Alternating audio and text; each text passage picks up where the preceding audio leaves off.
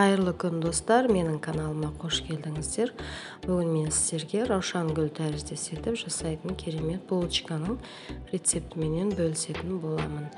Өте жұмсақ болып шығады және де жегенге де ыңғайлы, олай бөліп шетінен алып жібересіздер. Ендеше видеомды аяғына дейін көрулеріңізді сұраймын. Бізге қажет заттар: үй сүтін қолдандым, мен қолдың сүті және де аздап сары май ерітілген, жұмыртқа, қаймақ және тұз аздап және қантты қосып дайындаймыз.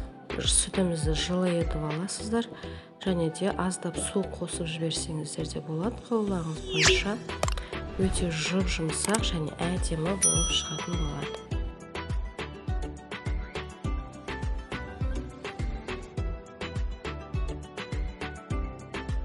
Барлық сұйық заттарымызды араластырып алып, дрожжымызды салып, ұнымызды електен өткізіп дайындап қоямыз.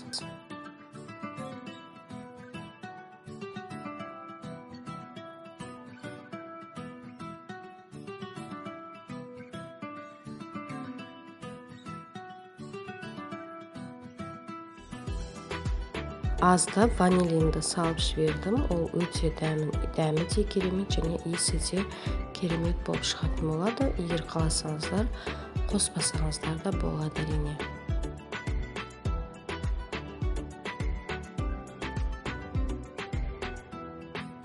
Ұнымызды салып, алдымен лопатаның көмегімен, сосын қолымызбенен жақсылап қамырымызды иілеп ашытып қоямыз.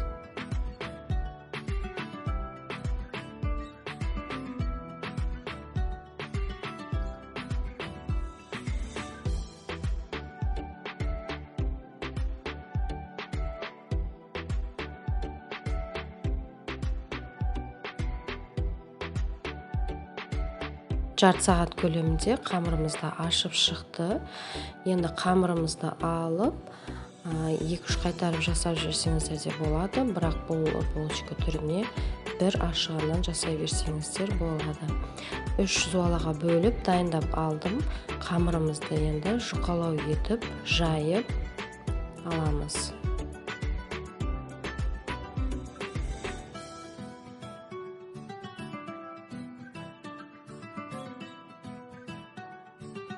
Жайылған қамырымызды осылай дөңгелекше етіп кесіп аламыз. Қалаған формада жасасаңыздар болады. Үлкен кішілігін мен сіздерге қазір жасап көрсетемін. Осылай дөңгелеккен қамырларымыздың 4-еуін алып, біріктіріп, бір-біріне орап тұрып, ортасынан кесеміз. Сонда раушан гүл тәріздес болып шығады.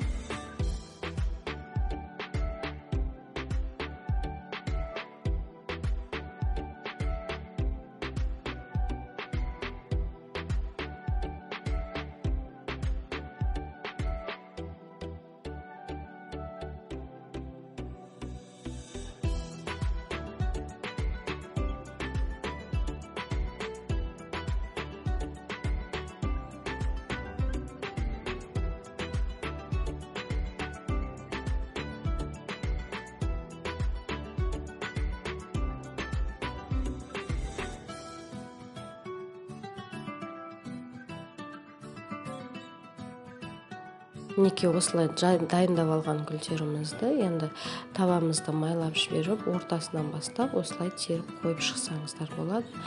Бетіне жұмыртқамызды жағып аламыз.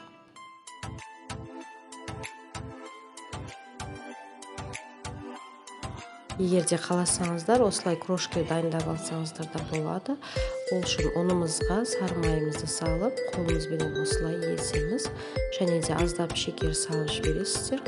Осыны енді жұмыртқа жағылған булочкаларымыздың бетінен сеуіп жіберсеңіздер, дәмі өте әдемі болып шығады.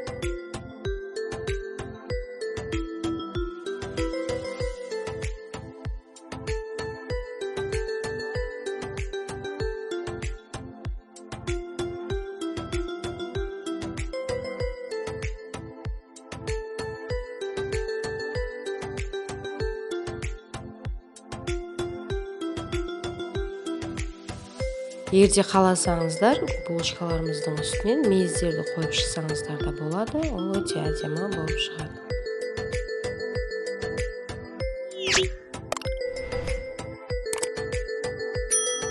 мінекей өте керемет болып пісіп шықты. Балдарыңыз да сүйсініп жейтін болады. Егер ұнаған болса, менің каналыма тіркеліп, өз пікірлеріңізді жазып қалдыра кетіңіздер. Баршаңызға ас болсын.